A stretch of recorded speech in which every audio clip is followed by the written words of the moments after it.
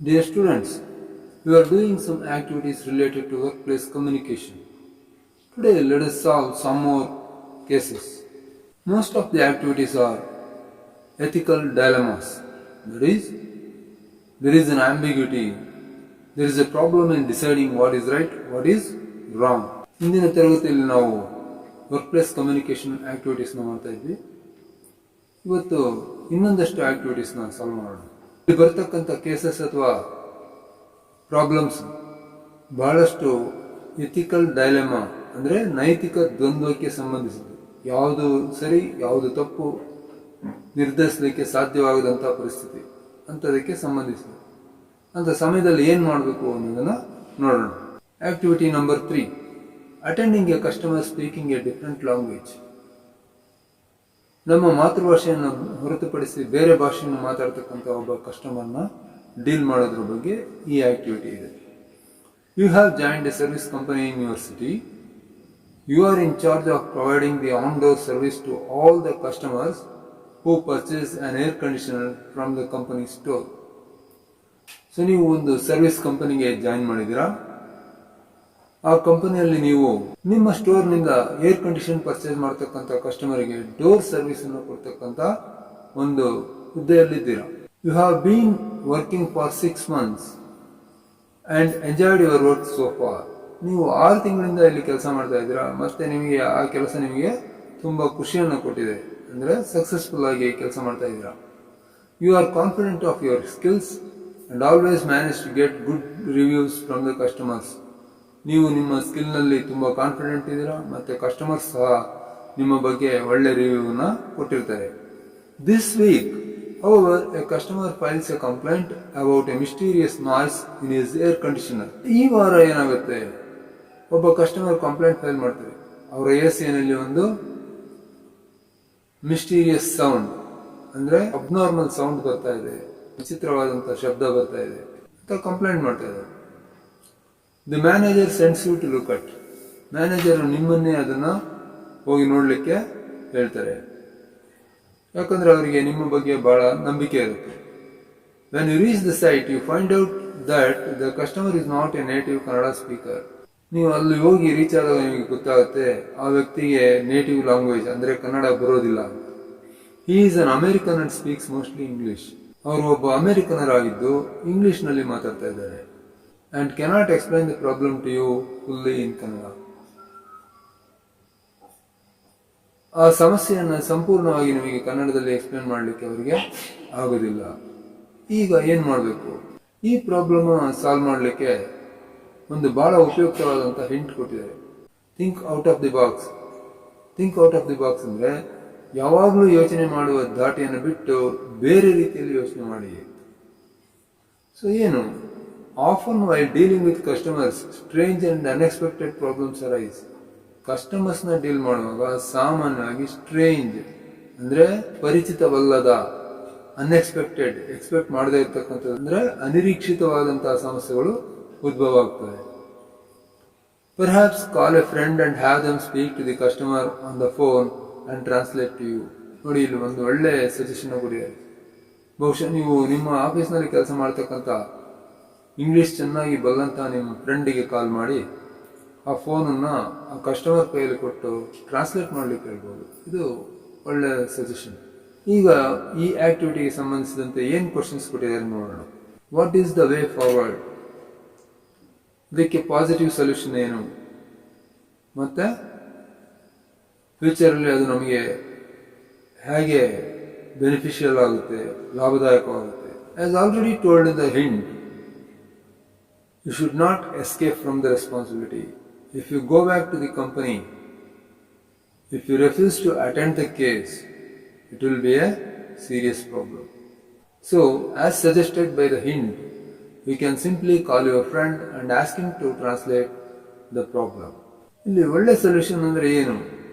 ಆ ಕೆಲಸವನ್ನು ನಾವು ಜವಾಬ್ದಾರಿಯಿಂದ ತಪ್ಪಿಸಿಕೊಳ್ಳದೆ ಕೆಲಸವನ್ನು ಪೂರ್ಣಗೊಳಿಸಿ ಹೋಗಬೇಕು.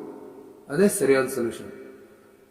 ಆ ವ್ಯಕ್ತಿಗೆ ಕನ್ನಡ ಬರಲಿಲ್ಲ ಅನ್ನೋದು ಕಾರಣಕ್ಕೆ ನಾವು ಕಂಪನಿಗೆ ಹಿಂತಿರುಗಿ ಬೇರೆಯವರಿಗೆ ಜವಾಬ್ದಾರಿನ ವಹಿಸಬಾರ್ದು.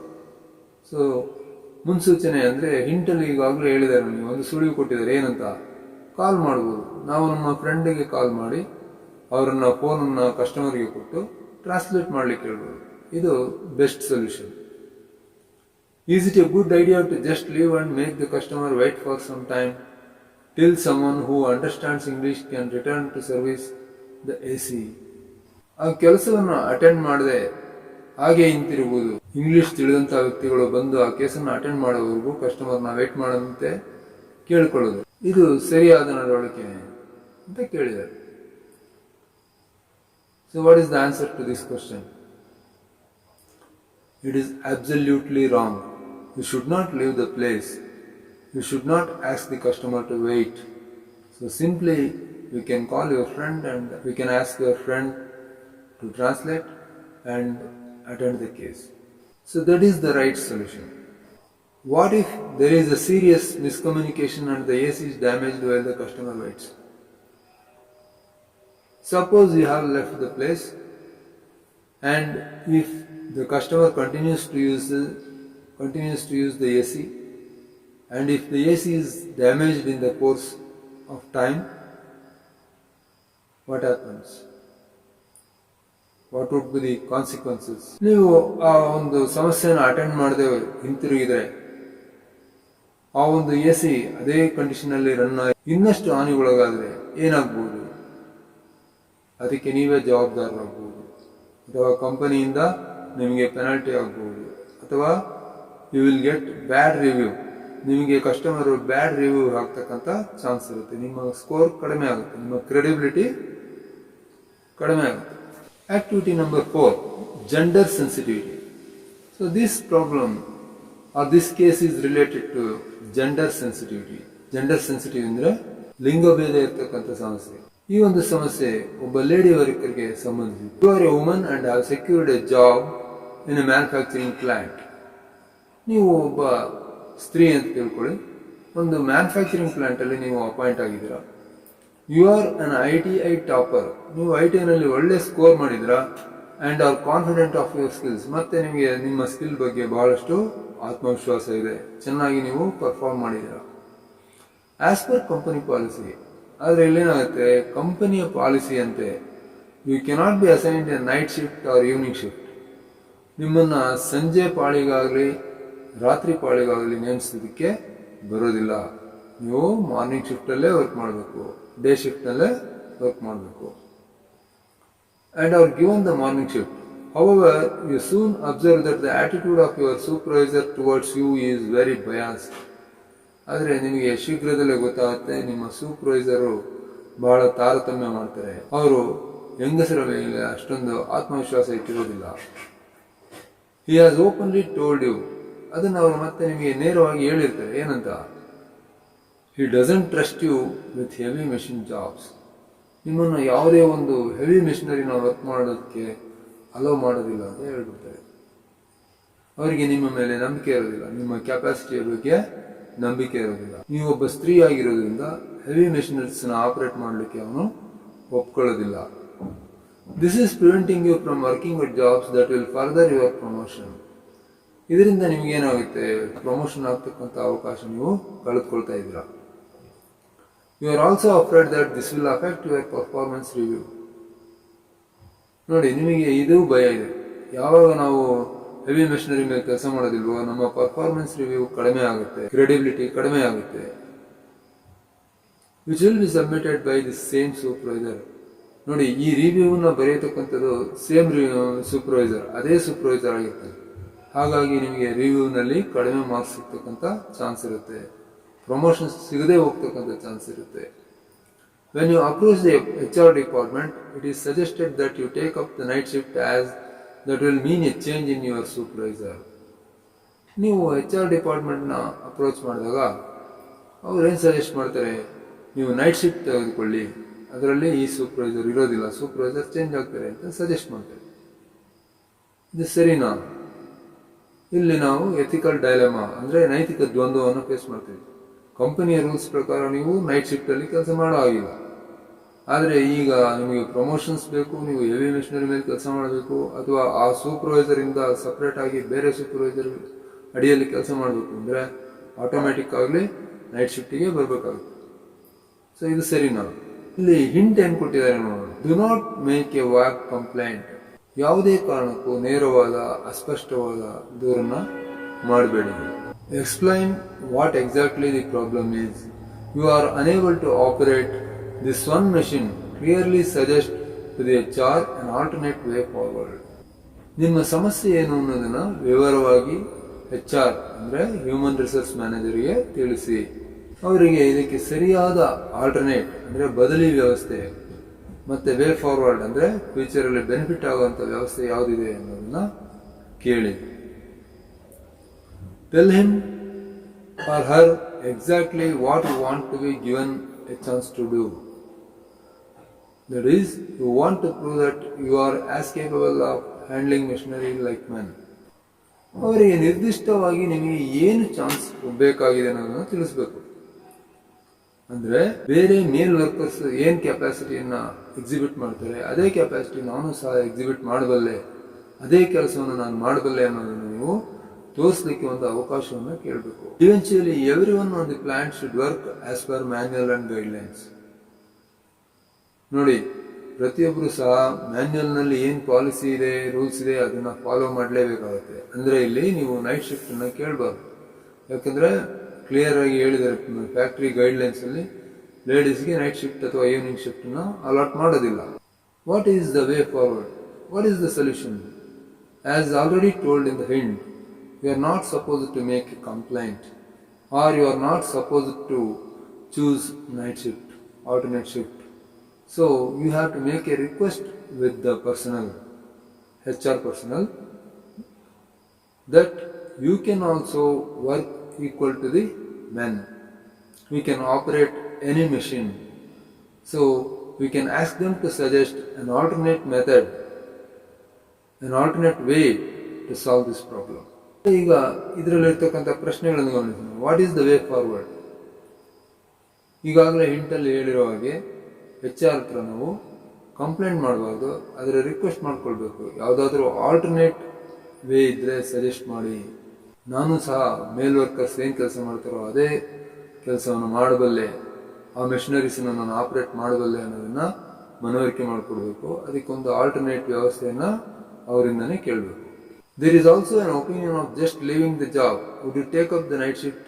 ಈಗ HR ಯಾವುದೇ ಬದಲಾವಣೆಯನ್ನು ಮಾಡ್ಕೊಳ್ಳಿಕ್ಕೆ ತಯಾರಿರೋದಿಲ್ಲ. ನೀವು ಆ ಕೆಲಸವನ್ನೇ ಬಿಟ್ಟು ಹೋಗ್ಬೇಕಾಗುತ್ತೆ. ಅಂತ ಸಮಯದಲ್ಲಿ ನೀವು ನೈಟ್ ಶಿಫ್ಟ್ ಅನ್ನು ಆಯ್ದುಕೊಳ್ತೀರಾ ಅಥವಾ ಕೆಲಸ ಬಿಟ್ಟು ಹೋಗ್ತೀರಾ ಅಂತ ಕ್ವಶನ್. ಸೊ ಇಲ್ಲಿ ನೈಟ್ ಶಿಫ್ಟ್ ಅನ್ನ ಅಲಾಟ್ ಮಾಡೋದಿಲ್ಲ ಅಂತ ಸ್ಪಷ್ಟವಾಗಿ ಕಂಪನಿ ನಿಯಮದಲ್ಲಿ ಹೇಳಿದೆ. ನೀವು ನೈಟ್ ಶಿಫ್ಟ್ ತಗೊಳ್ಳೋದಾದ್ರೆ ಕಂಪನಿಯನ್ನೇ ಬಿಟ್ಟು ಹೋಗ್ಬೇಕಾಗುತ್ತೆ. ಆದ್ರಿಂದ ಬೇರೆ ಯಾವುದಾದ್ರೂ ಸಜೆಷನ್ ಅನ್ನ HR ಇಂದನೇ ರಿಕ್ವೆಸ್ಟ್ ಮಾಡ್ಕೊಳ್ಬೇಕು. The company rule strictly says that women are not allowed to work in the night shift or evening shift. So the only option is you may have to leave the job. So in order to avoid it, you have to request with the HR manager to provide an alternative to show your skills. What can possibly be the role of other male colleagues in this situation? See, what other colleagues, particularly male workers, how can they help? See, other male workers, if they are cooperative, if they are ready to work with you, even though you are operating a heavy machinery, if they are supportive to you, you can handle the problem. So, they play an important role. If the HR manager provides a solution in which you can work with other male workers jointly to operate the heavy machines, so then it is possible. ಇಲ್ಲಿ ನಿಮ್ಮ ಪುರುಷ ಸಹೋದ್ಯೋಗಿಗಳು ನಿಮ್ಮ ಜೊತೆ ಸಹಕಾರ ನೀಡಿದರೆ ನೀವು ಈ ಕೆಲಸವನ್ನು ಮಾಡಬಹುದು. ಒಂದು ಪಕ್ಷ ನಿಮ್ಮ HR ಮ್ಯಾನೇಜರು ಹೆವಿ ಮೆಷಿನರೀಸ್ ಅನ್ನ ಆಪರೇಟ್ ಮಾಡಲಿಕ್ಕೆ ನಿಮಗೆ ಪರ್ಮಿಷನ್ ಕೊಟ್ಟು ಜೊತೆಯಲ್ಲಿ ಒಬ್ಬ ಪುರುಷ ಕೆಲಸಗಾರರು ಸಹ ನಿಮಗೆ ಸಪೋರ್ಟ್ ಮಾಡಬೇಕು ಅಥವಾ ಜಾಯಿಂಟ್ ಆಗಿ ಆಪರೇಟ್ ಮಾಡಬೇಕು ಅನ್ನೋ ಒಂದು ಸಲಹೆಯನ್ನು ಕೊಟ್ಟರೆ ಆವಾಗ ಇದು ನಿಮಗೆ ಅನುಕೂಲವನ್ನು ಉಂಟು ಮಾಡುತ್ತೆ. What are the different approaches that can be tried while speaking to the supervisor or the HR? How can we approach the HR manager in this case? First thing is you are not supposed to complaint your supervisor because it is not the way forward. In the future you may have to work under the same supervisor. So you can ask them to allow you to work on the heavy machinery. The other option is you can ask them to allow you work with male workers and jointly operate heavy machineries. ಇಲ್ಲಿ ನೀವು ನಿಮ್ಮ supervisor ಮೇಲೆ ನೇರವಾಗಿ ಆರೋಪವನ್ನು ಮಾಡಬಾರ್ದು, complaint ಮಾಡಬಾರ್ದು. ಯಾಕಂದ್ರೆ ಮುಂದೆ ನೀವು ಅದೇ ಸೂಪರ್ವೈಸರ್ ಕೆಳಗೆ ಕೆಲಸ ಮಾಡಬೇಕಾಗ್ಬೋದು. ಅವಾಗ ನಿಮಗೆ ಕೆಲಸ ಮಾಡಲಿಕ್ಕೆ ತೊಂದರೆ ಆಗುತ್ತೆ. ಹಾಗಾದ್ರೆ ಏನ್ ಮಾಡ್ಬೋದು? ನೀವು HR ನೊಂದಿಗೆ ಹೆವಿ ಮೆಷಿನರಿನ ಆಪರೇಟ್ ಮಾಡಲಿಕ್ಕೆ ನಿಮಗೆ ಕೆಪಾಸಿಟಿ ಇದೆ ಅನ್ನೋದನ್ನ ತಿಳಿಸಬಹುದು, ಒಂದು ಆಪ್ಷನ್. ಇನ್ನೊಂದು ಆಪ್ಷನ್ ಅಂದ್ರೆ ಇತರೆ ಮೇಲ್ ವರ್ಕರ್ಸ್ ನೊಂದಿಗೆ ಜಂಟಿಯಾಗಿ ಹೆವಿ ಮೆಷಿನರಿ ಆಪರೇಟ್ ಮಾಡೋದ್ರಲ್ಲಿ ಭಾಗವಹಿಸಬಹುದೇ ಅನ್ನೋದನ್ನ ಕೇಳ್ಕೊಳ್ಬಹುದು. Is there something you should avoid doing in this situation? If that's what? ನೋಡಿ, ಇಲ್ಲಿ ಅದೇ ಕ್ವಶನ್ ಕೇಳಿದ್ದಾರೆ. ಈ ಸಮಯದಲ್ಲಿ ನೀವು ಅವಾಯ್ಡ್ ಮಾಡೋಂಥದ್ದು ಏನಾದ್ರು ಇದೆಯಾ? ಆಗಿದ್ರೆ ಅದು ಯಾವುದು? Yes, you have to avoid. What you should avoid? You should avoid directly complaining your supervisor because it will affect your career. So ಇಲ್ಲಿ ನೀವು ಮಾಡಬಾರದು ಏನಾದರೂ ಇದೆಯಾ ಅಂತ ಕೇಳಿದ್ದಾರೆ. ಏನ್ ಮಾಡಬಾರ್ದು? ನೀವು ನಿಮ್ಮ ಸೂಪರ್ವೈಸರ್ ಮೇಲೆ ನೇರ ಆರೋಪವನ್ನು ಮಾಡಬಾರ್ದು. ಇದು ನಿಮ್ಮ ಕ್ಯಾರಿಯರ್ಗೆ ತೊಂದರೆ ಆಗಬಹುದು. So last activity, applying for A leave. ಇದು ಸಹ ಒಂದು ಡೈಲೆಮಾ, ಎಥಿಕಲ್ ಡೈಲೆಮಾ, ನೈತಿಕ ದ್ವಂದ್ವ. ಯಾವುದಾದ್ರೂ ಒಂದು ಪ್ರಾಬ್ಲಮ್ ಅನ್ನು ಸಾಲ್ವ್ ಮಾಡುವಾಗ ಒಂದಕ್ಕಿಂತ ಹೆಚ್ಚು ಸೊಲ್ಯೂಷನ್ಸ್ ಸರಿ ಅಂತ ಅನ್ಸುತ್ತೆ, ನಿಮಗೆ ಆಯ್ಕೆ ಮಾಡ್ಕೊಳ್ಳಿಕ್ಕೆ ಆಗೋದಿಲ್ಲ. ಅಂಥದನ್ನು ನಾವು ನೈತಿಕ ದ್ವಂದ್ವ ಅಂತ ಹೇಳ್ತೀವಿ, ಎಥಿಕಲ್ ಡೈಲೆಮಾಸ್ ಅಂತ. ಸೊ ನೋಡಿ, ಇಲ್ಲಿ ಒಂದು ಪ್ರಶ್ನೆ ಇದೆ, ರಜೆ ತೆಗೆದುಕೊಳ್ಳಲಿಕ್ಕೆ ಇರ್ತಕ್ಕಂಥ ಒಂದು ಸಮಸ್ಯೆ. You have recently joined a big automobile manufacturing company. ನೀವು ಇತ್ತೀಚೆಗೆ ಒಂದು ದೊಡ್ಡ ಆಟೋಮೊಬೈಲ್ ಕಂಪನಿಗೆ ಸೇರ್ಕೊಂಡಿದ್ದೀರಾ. As per the company policy, you are not eligible for more than 1 day leave in 30 days. ನೋಡಿ, 30 ದಿನಗಳಿಗೆ ಒಂದು ದಿನ. ಕಂಪನಿ ರೂಲ್ಸ್ ಪ್ರಕಾರ ಒಂದು ತಿಂಗಳಿಗೆ ಒಂದು ರಜೆ ಮಾತ್ರ ನಿಮಗೆ ದೊರೆಯುತ್ತೆ. Till you complete the first 6 months of employment. ನಿಮ್ಮ ಮೊದಲ 6 ತಿಂಗಳವರೆಗೂ ಈ ರೂಲ್ಸ್ ಅಪ್ಲೈ ಆಗುತ್ತೆ. ಅಂದ್ರೆ ಪ್ರೊಬೇಷನರಿ ಪೀರಿಯಡ್ ಅಲ್ಲಿ ತಿಂಗಳಿಗೆ ಒಂದು ಲೀವ್ ಮಾತ್ರ ನೀವು ತೆಗೆದುಕೊಳ್ಬಹುದು. However, in the second month of your work, your family asks you to come back. ಆದರೆ ನೀವು ಕೆಲಸಕ್ಕೆ ಸೇರಿದ 2ನೇ ತಿಂಗಳಲ್ಲಿ ನಿಮ್ಮ ಕುಟುಂಬದವರು ನಿಮ್ಮನ್ನ ರಜೆ ಹಾಕ್ಲಿಕ್ಕೆ ಹೇಳ್ತಾ ಇದ್ದಾರೆ, ವಾಪಸ್ ಬರ್ಲಿಕ್ಕೆ ಹೇಳ್ತಿದ್ದಾರೆ. ಯಾವುದಕ್ಕೆ? Come back to your home town to attend a close cousin's wedding. ನಿಮ್ಮ ಕಸಿನ್ ಮದುವೆಗೆ, ನಿಮ್ಮ ಚಿಕ್ಕಪ್ಪನ ಮಗನ ಮದುವೆಗೆ ಅಥವಾ ಮಗಳ ಮದುವೆಗೆ ಬರ್ಲಿಕ್ಕೆ, ರಜೆ ಹಾಕಿ ಬರ್ಲಿಕ್ಕೆ ಹೇಳ್ತಾ ಇದ್ದಾರೆ. The wedding date is fixed. Wedding date ಆಗಲೇ ಫಿಕ್ಸ್ ಆಗಿದೆ. And the invitations have been sent. Invitations ಹಂಚೆ ಆಗಿದೆ. You don't want to miss this wedding and know that it will upset your whole family if you don't go. ನೀವು ಈ wedding ಅನ್ನ ತಪ್ಪಿಸ್ಕೊಳ್ಳೋದಕ್ಕೆ ಇಷ್ಟಪಡೋದಿಲ್ಲ.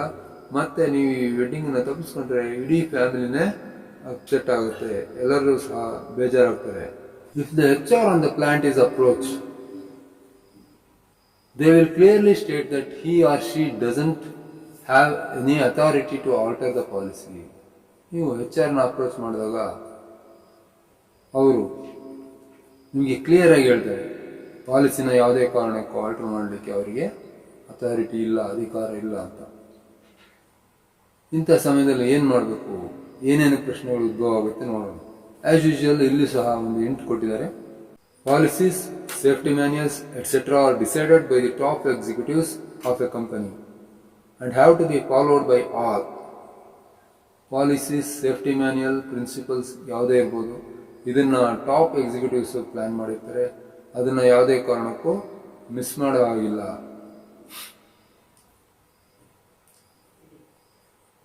ಅದನ್ನು ನಾವು ಫಾಲೋ ಮಾಡಲೇಬೇಕಾಗುತ್ತೆ.